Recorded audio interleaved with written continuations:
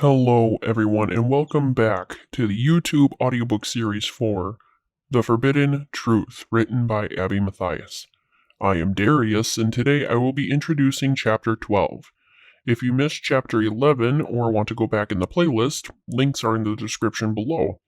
But if you are all caught up and ready to go, we will continue on with Chapter 12, The Billiards Game.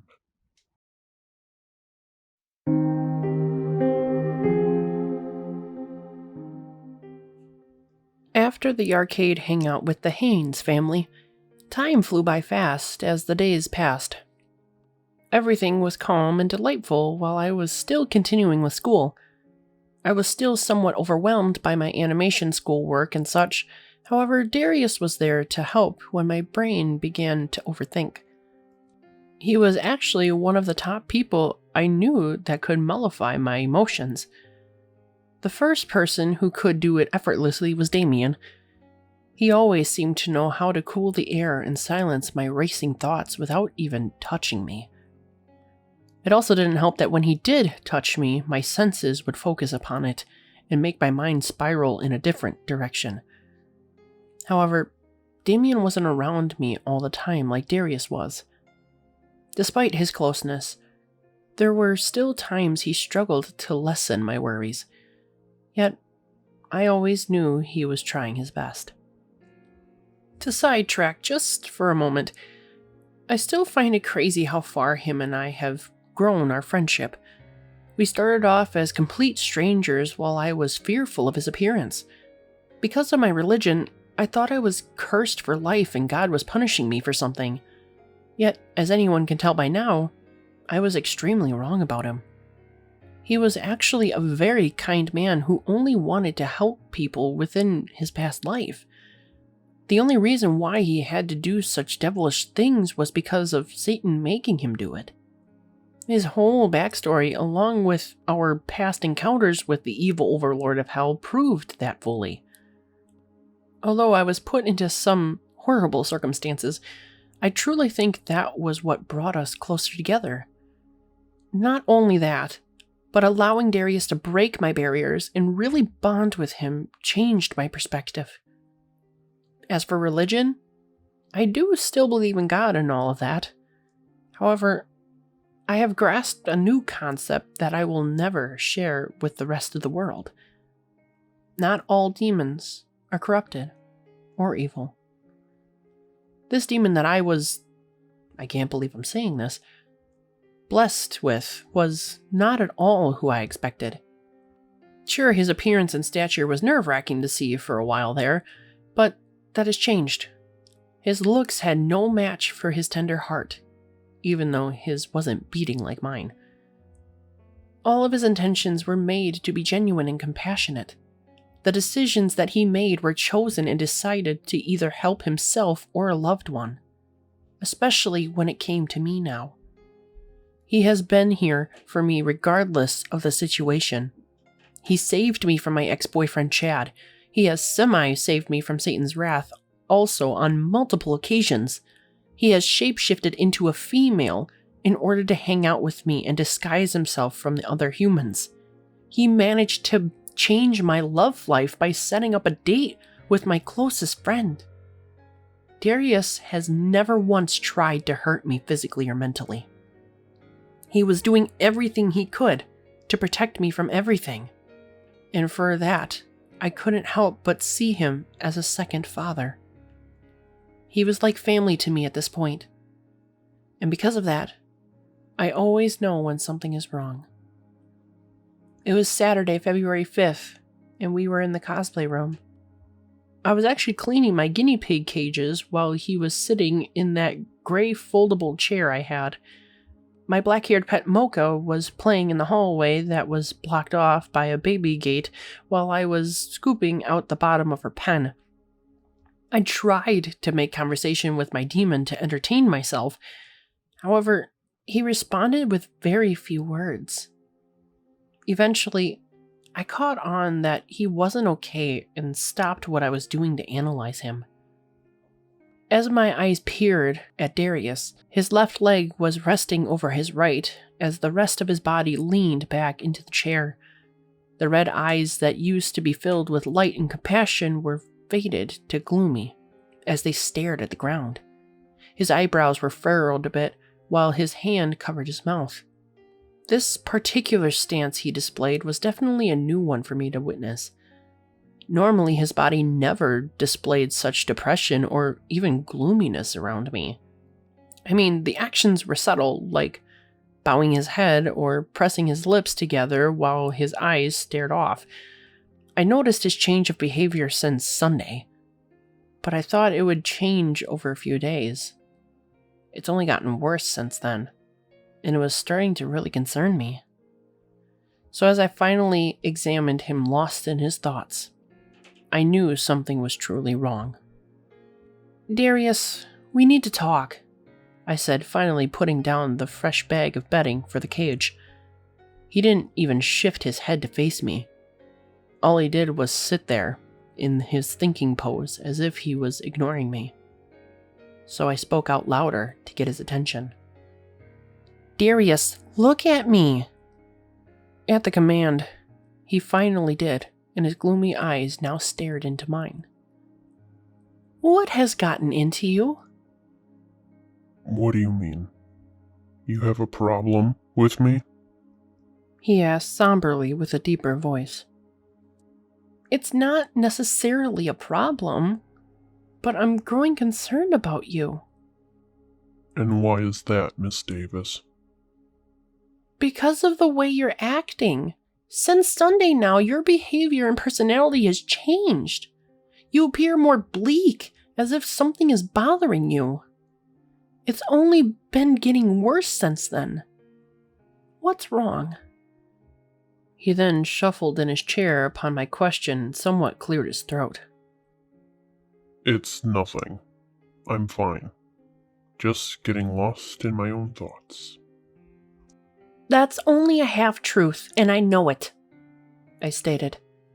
I understood that he was lost in his thoughts. I have seen that multiple times during our partnership, but this was the worst I have ever seen it. His ordinary thinking sessions would never sink him this low emotionally. After his mind was reset, his body language and actions resorted back to their original behaviors. There was something he was bottling, and I wanted to know why. Miss Davis. He sighed while standing up. It doesn't matter if that was a half-truth or not. I already said it was nothing, and I would like to leave it that way. "First of all, stop calling me Miss Davis. We've known each other long enough to skip the formalities. And second, it is obviously not nothing based on your actions and appearance. Why don't you tell me what's going on?" Because it doesn't concern you. It is my own personal issue, if I can even call it that. I don't want to subject you to my confidential obstacles. "But yet you expect me to do so with you? How is that fair?" It isn't. However, you are more important than I am. You need it more than I do. "Don't say that," I exclaimed.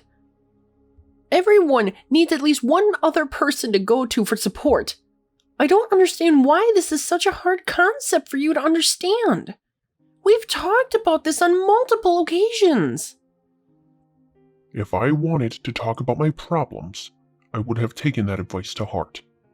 However, based on my response, you should know that I am not willing to make that decision to do so. You shouldn't be wasting your worries on someone who isn't willing to talk about their complications. "But why, Darius? You were open to me before about your problems, but now suddenly you're shutting me out. This isn't like you, and you know it. How could something change you so drastically to change that?" As I said that, he turned his body about 90 degrees to peer down at me. His eyes shifted from depressed to stern, while his chest somewhat broadened. He paused for a moment to show how serious and rigid he was before he spoke again.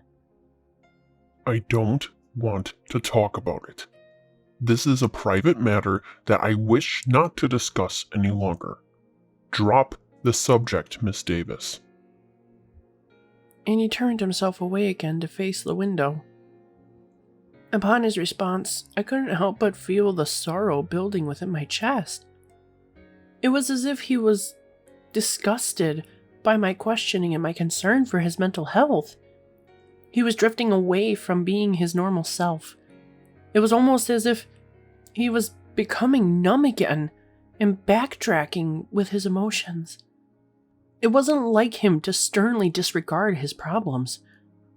As the seconds passed, my brain was starting to spiral with bad thoughts about what could possibly be wrong. Yet all of the possible conclusions led to me. If it would have involved the demon world, he would have outright told me. If he had a problem with me, there was a chance he was not willing to address it and make it known. But how was it supposed to get fixed if I didn't know what was wrong? Yet the most nerve-wracking question that popped in my head was, what if I couldn't fix the problem? Did I somehow emotionally injure this man beyond repair? Now I know my mind was getting to me, but I began to feel the tears starting to swell with my eyes. I just wanted to know the issue. And all the facts of him not wanting to tell me led to me thinking I was the problem.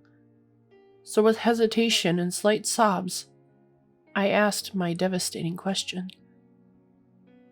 Darius? Am I the personal problem you're having?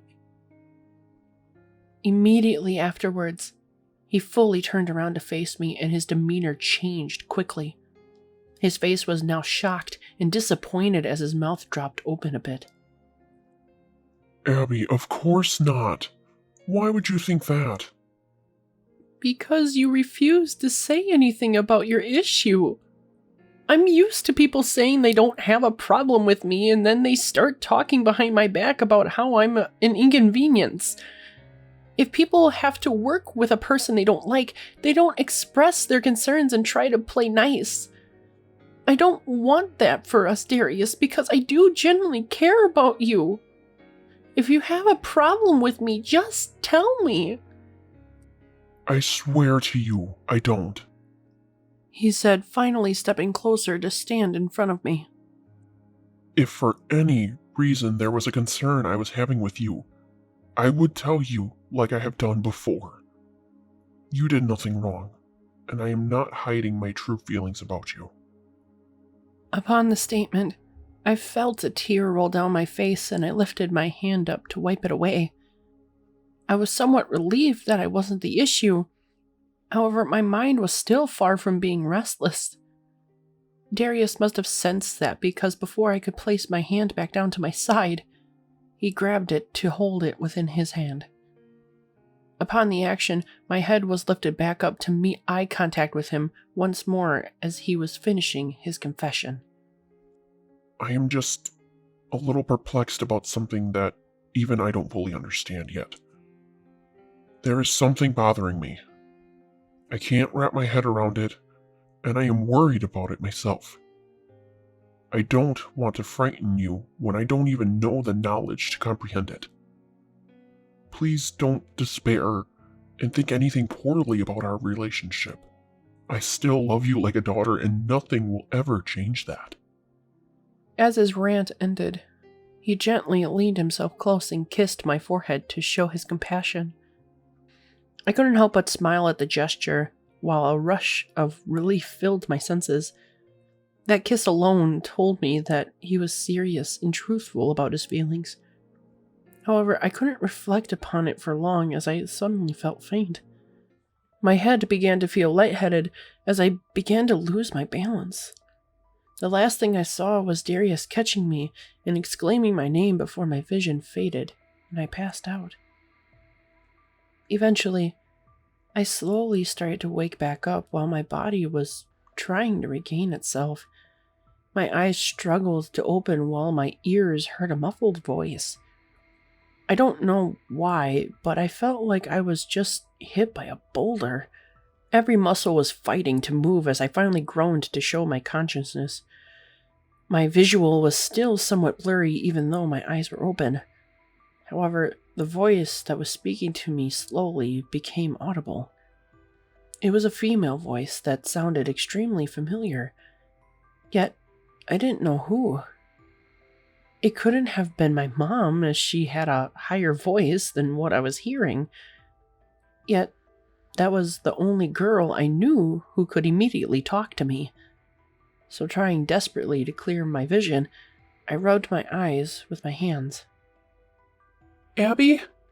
Abby! Are you okay? The voice cried. What the hell happened? I vocalized. Upon the response, I grew immediately panicked as my voice didn't match me. At my own statement, I stopped everything and quickly opened my eyes, hoping they would see clearly. They did, and they saw my demon body staring down at me as it held my head. Upon that very sight, I took in a sharp intake of breath as shock began to fill my entire body. My demon self didn't say anything as its facial expression shifted to nervousness. Disregarding that, I lifted my hands and arms again to find that I was once more not in my body. I somehow gained control over Darius's body again. And with all of that, I rapidly sat myself up, continuing to panic. How in the world was I my protector demon again? I haven't been in this situation since last year when I first met him. The last time this sort of thing happened was when Satan gave Darius his pentagram collar. We especially couldn't obtain each other's vessels since that bastard of a devil forced me to obtain a demon body. So to spontaneously be placed back into this situation freaked me out.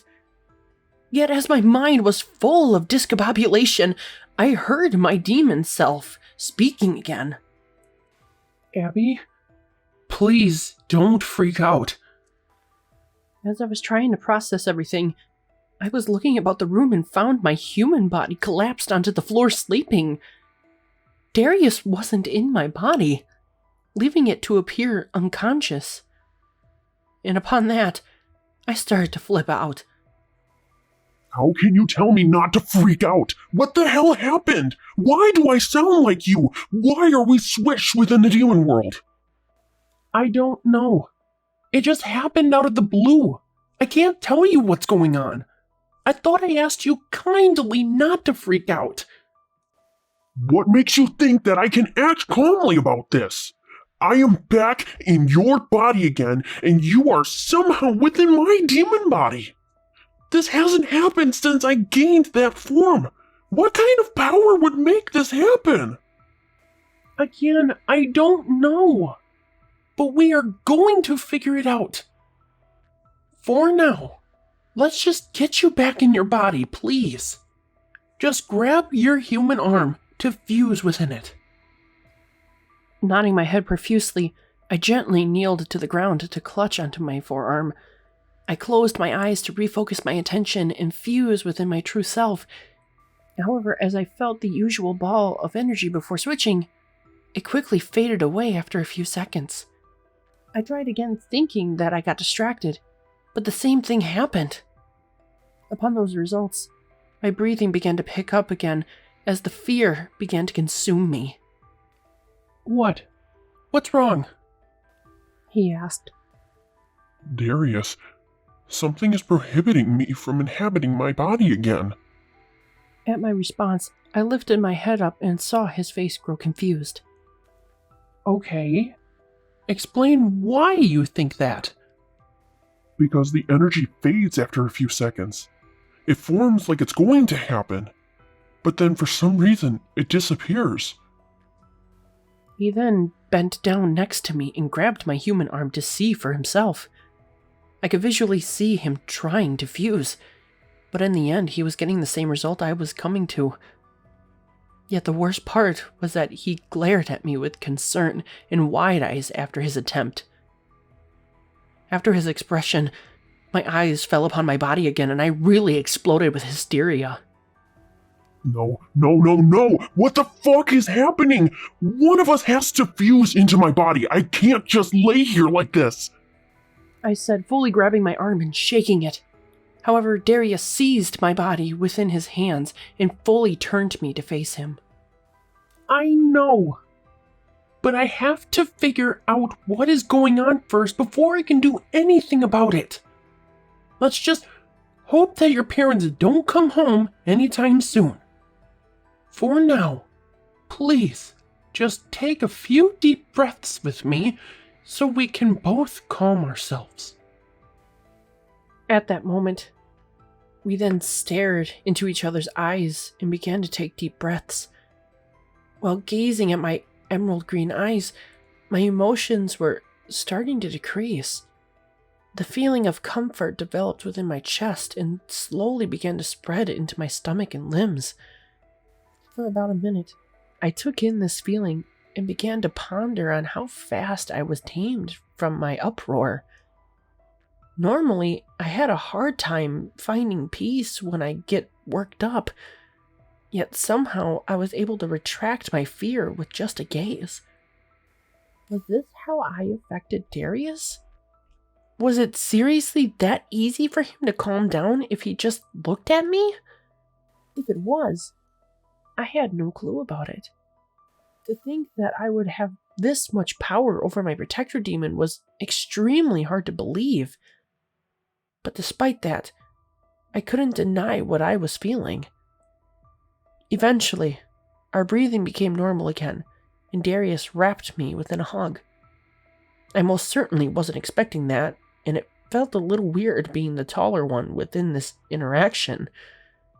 However, I responded back by wrapping my arms around him as well. I know this is scary, and I am sorry this is happening.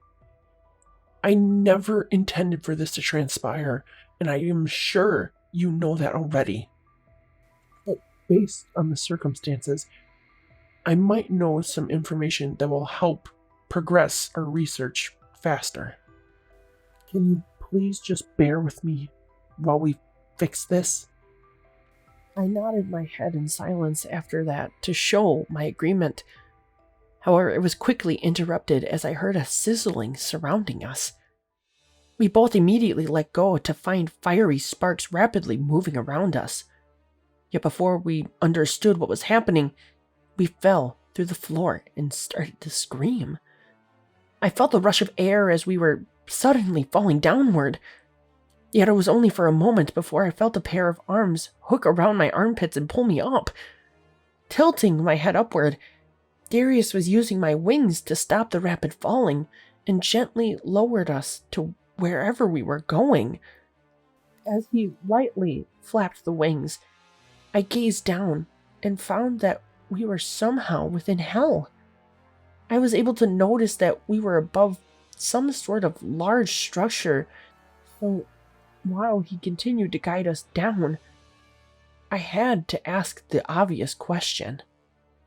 Darius, what the hell is that down there? Where are you landing us? That's Satan's castle. I'm landing us straight down to where they intended for us to land. As we got closer, I was able to see all the different kinds of levels and hellish creatures that roamed upon each of them. None of them paid attention to us coming down, and it made me wonder if they were used to this kind of entrance. Regardless, soon enough we landed and stood in front of a desk located on the ground floor. There was a shorter man standing behind it with a clipboard while he wore a silverish button-down shirt with his sleeves neatly buttoned by his wrists. Along with that, he wore black pants and shoes to look as formal as Darius did. His skin was a reddish-orange like an apricot, which made his bright silver hair stick out.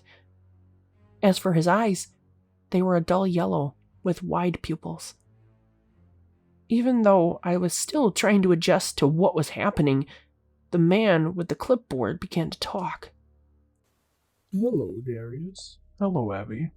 Welcome back to hell. And may I say, Miss Davis, you have been gifted lovely wings. Cut the crap, Brutus. What do you want with my protector demon and I? Darius said, refusing to accept the compliment. He then widened his eyes a bit and smirked. Well, I'm surprised you know my name. Darius must have talked about me then. Don't feel so honored. He actually didn't. I remember your voice from when Satan bestowed this forsaken body on me. Now answer my question. What do you want from us? Brutus then cleared his throat and hugged his clipboard to his chest. Well, the initiative wasn't to bring you down, Miss Davis, but I guess you caught yourself within the teleporting hole. Despite the odds, Darius has been summoned to see Satan. So you will just have to stay with me until he is done. The hell I am? I'm going with him. How do you think I can trust you? Because if I were to even try and hurt you, your protector here would bend me like a straw given my size and bone structure. Now, Darius, please make your way up to him. 4th floor, room 660. You know he doesn't like to be kept waiting. On the outside, I kept a stone face. However, on the inside, I was freaking the fuck out. I had to deal with Satan again all by myself. Yet this was going to be different. I remember Darius talking to me about his last encounter and how they were basically playing each other to be the fool. The devil was being nice and cunning. So all I had to do is do the same thing. Play nice. I'm sure his body will also have impulses that will lead me to fool this demon. So with that, I spoke. Yes, I know. Abby, stay with Brutus. What? No fucking way! I'm not leaving you alone! He exclaimed, grabbing my arm. However, I gently grasped his hand and took it off of me. I will be fine, and I don't need you getting involved. I then turned myself to Brutus and pointed my finger at him. If I find out you did anything to her while I was gone, I will kill you. That's not a threat. It's a promise. He then nodded his head in agreement as I looked at my demon body a final time. My demon looked so worried that I was choosing to do this. Yet there really wasn't any choice. This meeting had to happen whether he was in his body or not. At least this time around, I knew how he acted and what was going on. So giving him a brief hug, I spoke a final time. I'll be as fast as I can. I promise. And I let go of him and started to make my way to the stairs. Even though I was separated from him, I still heard him within my head. I don't feel comfortable with you doing this. I wish you would have argued with him to keep us together. He said, still having my voice. Now our head conversations were affected by this switch, and I was even more confused. Yet again, I couldn't be that way for long. Do you really think us arguing with Brutus would have made a difference? As much as I would like you to be by my side, it wasn't going to happen. Regardless of everything, this meeting has to happen no matter what. I understand that, but I can't protect you if he does something. Plus, you can't use the muscle growth, the extra arms, or the wings. He doesn't know about those, and I would like to keep it that way. And please, don't smart-mouth him.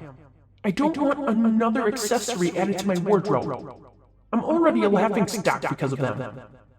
He said, giving me instructions. Yes, Darius. I'll do my best. Then you don't tell my whole life story to Brutus. I don't trust him being Satan's assistant. Any knowledge he gains could potentially backfire at us. Be wise in what you say. Alright, fine.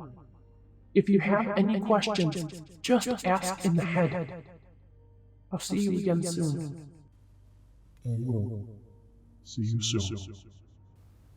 And we broke the conversation to venture on our own paths. Making my way up to the 4th floor, I managed to take some deep breaths in order to gather myself.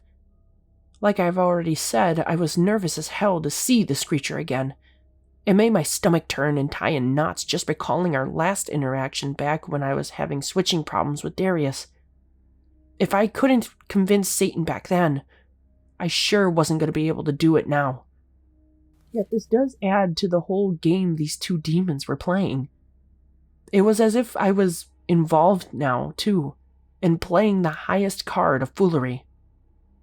Despite that, I still had to pull it off before I could celebrate too much. Eventually, I made it to the correct floor and stood outside room 660. I placed my hand upon the black door handle and took a final deep breath. The point of that was to get into Darius's mindset and get into character. That also meant I had to talk intelligently, which was going to be a little hard because of my vocabulary. Regardless, after a brief moment, I opened the door and walked in. Upon entering, I noticed the room was extremely big in height and width, while the walls were made of brimstone. The carpet was black and had streaks of blue within it, while multiple billiard tables were spread on it. I also saw the head honcho gaze up at me while chalking the end of his pool stick. Darius Stone, just the man I want to see. Please, come in. He said with a freakishly cheerful tone. I didn't say anything and did as he said. I closed the door and secluded us from the rest of the castle. Afterwards, I walked over to the back wall where he stood and presented myself with perfect posture. It wasn't my idea to do so, but his body naturally did it on its own. If his persona did this, it was only trying to help me. Despite the action, Satan smiled and replied to it. No need for the formalities. You can relax your stance. Care for a drink? No, thank you. I just had one not that long ago. I said, only relaxing my arms. It was generous of you to offer, though. Well, I'm glad you think that. He said, taken aback. It enlightens me to know you think so kindly of me. But let's get straight to it. He then extended the pool stick he had in his hand and shoved it my way. I figured a nice game of billiards would increase the mood as we talked. So here is your stick. First of all, who in the world says increase the mood when trying to explain a good vibe? Just from that sentence alone, I knew his charade. His acting was poor, and I could see through his facade. However, that didn't mean I could break character. So in order to please his mind and fool the evil overlord, I took the pool stick from him and began to examine it. The bottom part of it appeared to be red crystals that were placed in clear resin. To be honest, it looked very intriguing and beautiful. It was pleasing to the eye and was definitely an eye-catcher, unlike the rest of the stick, for the top part of it was made out of some weird black wood. Otherwise, it was like any other pool stick, sturdy and ready to use for pool. Have you ever played before? Satan asked in a serious tone. Within my past life, multiple times, but I have never played down here. I stated, replying with a half-truth. Well, it's exactly the way those humans play. Only the colors of the pool balls are different. Now let's begin. And he began to walk to our designated table in the middle of the room. Upon the side of the table, the pool balls were already set up in their normal triangle pattern, while the black cue ball was placed on the other side of them. I didn't bother to ask who was going first. I obviously knew he was going to because of his status and selfishness. Regardless, as I stayed back, he was beginning to line up his shot while he spoke. So, do you know why I summoned you? No, I don't. Brutus just said you wanted to see me. You know, if you really wanted me, you could have just teleported me yourself. My protector child almost fell through the portal hole. I said, gently trying to sound optimistic. Yet at this point, I started to feel repulsion as I knew I was lying. It didn't matter if it was to the evilest person known to man or that it was saving my life. Lying was still a dirty habit, and I hated it with a passion. Yet, I didn't let that get the best of me at the moment. He finally took a shot and scattered the balls across the table. One of the solids landed within the left corner pocket, and he waited for the balls to stop moving in order to line up his next shot. I'm sorry about that. Is she safe, though? Yes. I pushed her back as the sparks were flying. Well, that's good. I'll keep that in mind for next time. And he bent down to shoot at a bright yellow solid ball. I wanted to check up on you again. It's been a while since we last met. Did you gain more powers? The only powers I'm aware of are the psychokinesis, force field, the memories thing that happens at random, and shapeshifting. From that alone, he quickly shot and missed his chosen hit completely. At that reaction, I knew I screwed up a bit. You have shapeshifting powers? Yes. It developed about a month ago unexpectedly. I said, once again trying to lie myself out of this topic. What can you change into? He said as he pointed at the table. He was telling me it was my turn to play without scolding. Even though he seemed relaxed, I could still see the tension in his body as he found this information to be new. Regardless of that fact, I took a few steps to the table and replied. The only thing I can shift into is that female form you forced me to be a while back.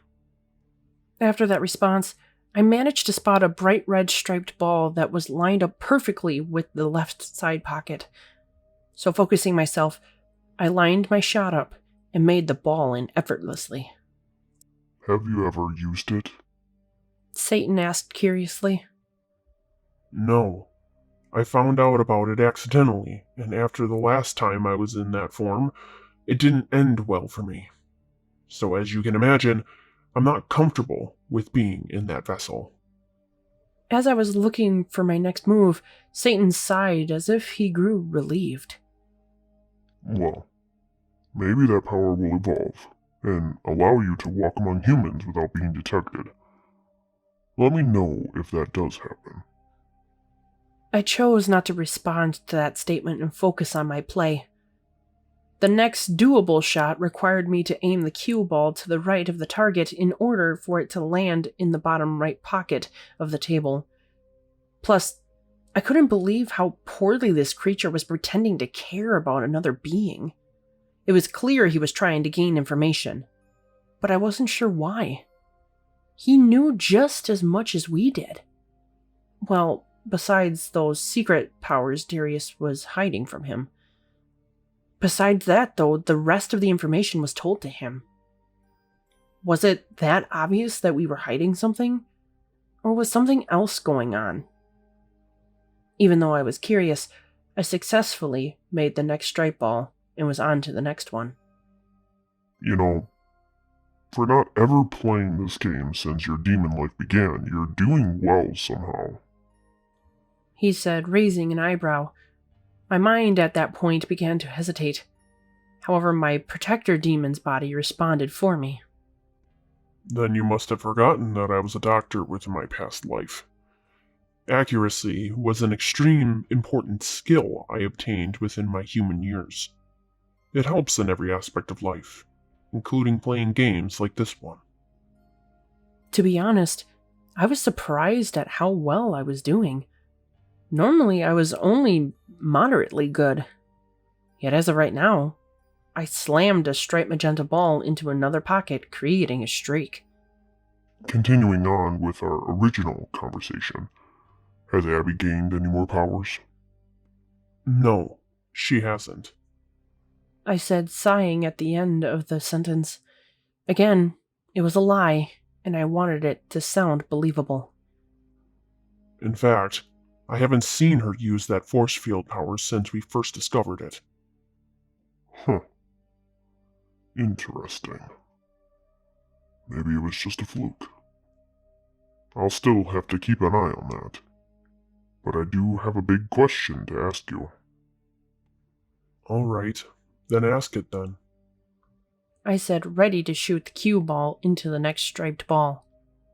Do you ever see yourself in a higher position than where you are now?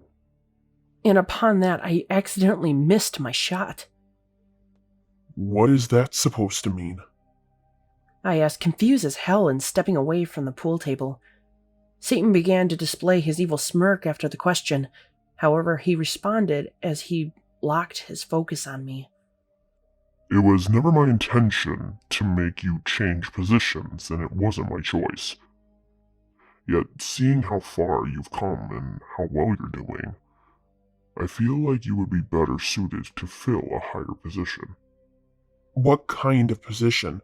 I thought I was partnered with my protector child for life. Technically, you are. He said, landing a solid dark green ball into the right side pocket. Yet, I could try and pull a few strings and have you become a council member of mine. You would have a lot more say than what you do now. You have a council? He then scoffed at my question and refocused himself to aim his pool stick again. Of course I do.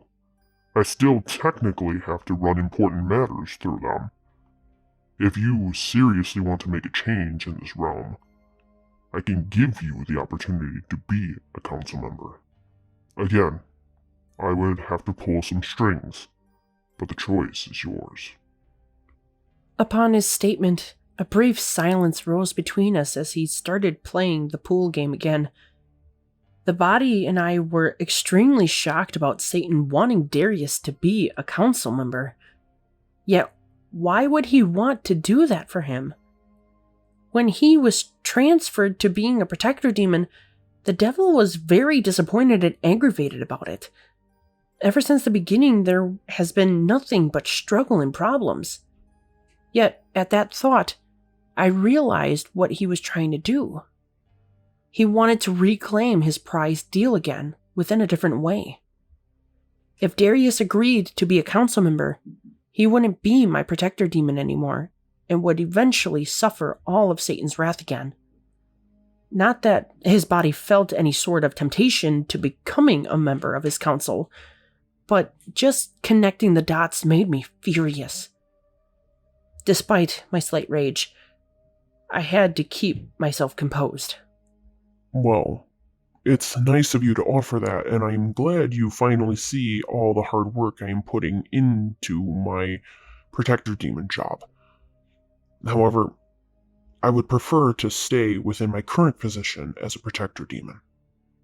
You're seriously going to give up having power and authority over everyone for some human female? Yes, I already feel important and know that I am making a change within Abby's life. It might be hard to believe, but we really have benefited from each other. She confides and looks up to me because of my good intentions. We've already been through so much. I'm not willing to give that up. I'm sorry. At that moment, I saw Satan tense up again and small veins started to pop out of his hand. He was gripping the pool stick so tightly that I thought he was going to break it. However, he eventually cleared his throat and spoke calmly. That's all right. If that is what you want, I will leave it. At his response, he managed to land 2 more of his designated playing balls into the pool pockets. He stayed silent to, I assume, compose his anger and frustration. Yet once again, after he missed his 3rd shot, I began to step to the table to begin my turn. If I may ask, how is your bond with Abby? He said, leaning himself upon the other table next to ours. It's fine. Just fine? Yes, just fine. Why does it matter? Because I know how important this so-called child is to you. I imagine you want to have a good relationship with her, and I thought I would ask to see how it was going. Upon his statement, I managed to shoot another pool ball into the bottom left pocket and continued on with my turn.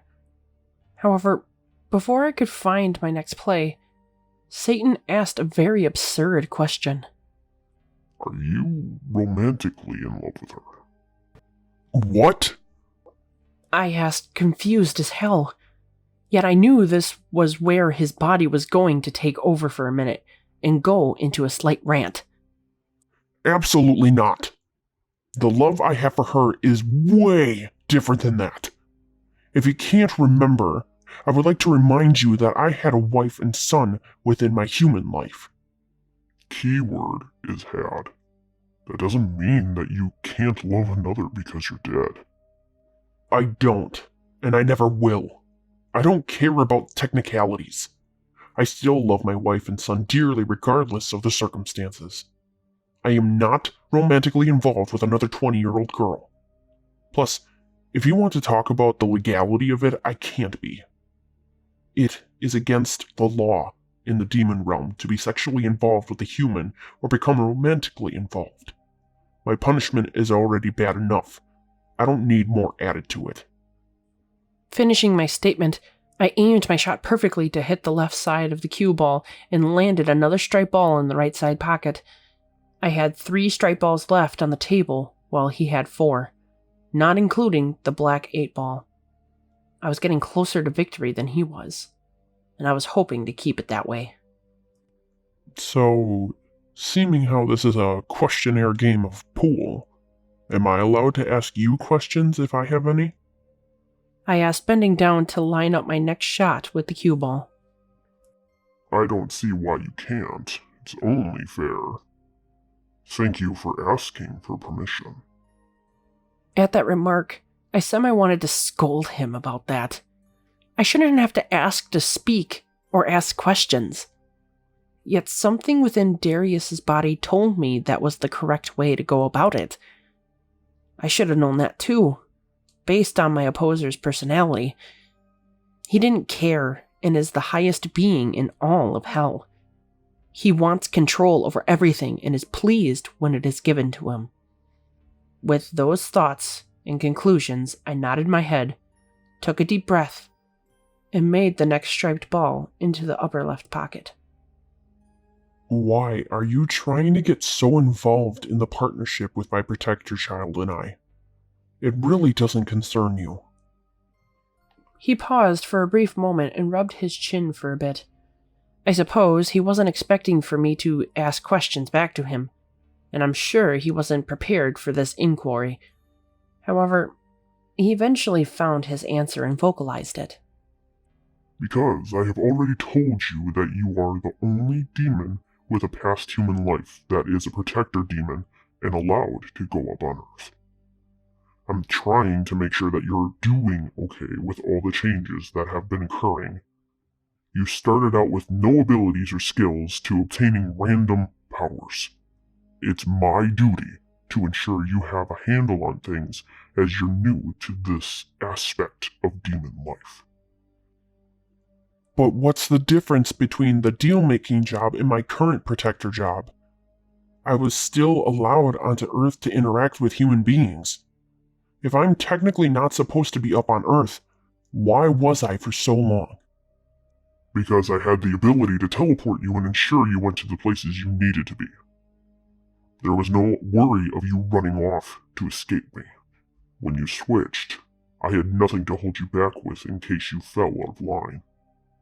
But, seeming now you have the collar and cuffs, I feel a lot better. Just one flick of my wrist, you go flying. Upon that, he did exactly that, and made my wrist move drastically, and made me miss my shot completely. Anger started to rise within me for a moment, as I knew he did it on purpose. However, within a split second, he made all the pool balls move into the pockets of the table and ripped the pool stick out of my hand with his power. I was stunned by his action of abruptly ending the game, yet I was somewhat relieved to know I was going to be let go soon from this interaction. Despite my thoughts, I had to stay strong and ensure I don't break character too early. so I sternly looked at him as to appear slightly upset. What? Did I hurt your feelings? He asked sarcastically. No. It's just unprofessional to quit a game when you were losing. Not to mention the fact that you cheated with these cuffs to mess up my shot. We were tied. There's a difference. Plus, my time is running up and I have to attend to a council meeting soon. However, I do need to do one thing. And what is that, Satan? I asked with a concerned tone. At my question, he just smirked and flicked his wrist again to send me flying into the air by my wrists. I grunted from surprise, but I was quickly flung downward and was forced onto the pool table. My back landed harshly upon it and knocked the wind out of my lungs. However, rage fueled my body as I became defensive. Of course, I tried to move my arms and sit up, yet he pinned my arms down to where I couldn't move. I turned my head to the left and saw Satan staring down at me from the side of the billiards table. He still displayed his evil smirk as if he was enjoying every bit of this harassing moment. But I wasn't having any of it. What the fuck are you doing? I thought we were at a truce. I exclaimed. We are. However, to everyone else, we are not. You need to walk out of this room somewhat injured in order to fool the rest of the citizens. What are you talking about? Who the hell would be concerned about this interaction? You never know who could be spying in on you when you don't know it. Also, Brutus doesn't know about this so-called truce.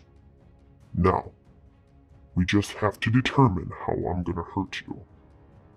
The body immediately started to jerk around to try and break free from his grasp. Yet I knew I had to respond in order to get out of this situation alive. You can just scratch me with your nails. They're sharp enough to break through skin. I will probably do that also.